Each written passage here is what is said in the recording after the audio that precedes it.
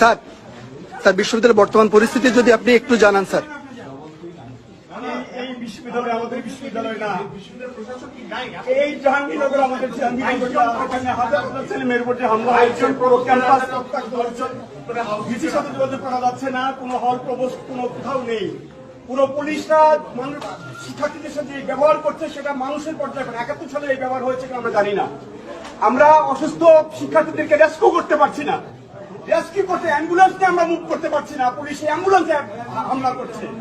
এটা হতে পারে না। আমি সারা দেশের মানুষকে আহ্বান জানাবো, আপনারা দেখুন জাহাঙ্গীরনগর বিশ্ববিদ্যালয়ে কি হচ্ছে, আমাদের ছেলেমেয়েদের উপরে কি নারকীয় ভাবে আমাদের ছেলেমেয়েদের উপর হামলা হচ্ছে। আমাদের কিছু বলার নাই, আমরা সহ্য করতে পারছি না, নিতে পারছি না।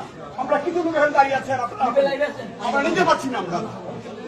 আমরা শিক্ষক, আমরা দলদাস না, দলদাস বিশ্ববিদ্যালয়ের ক্যাম্পাসে এইভাবে নির্মমভাবে হামলা হবে শিক্ষার্থীদের, হাজার হাজার শিক্ষার্থীদের উপরে।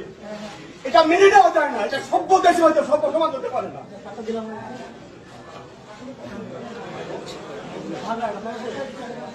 যে আপনারা দেখতে পাচ্ছেন যে এখানে আসলে শিক্ষকরা কথা বলার ভাষা খুঁজে পাচ্ছেন না। এখানে পরিস্থিতি আসলে এতটাই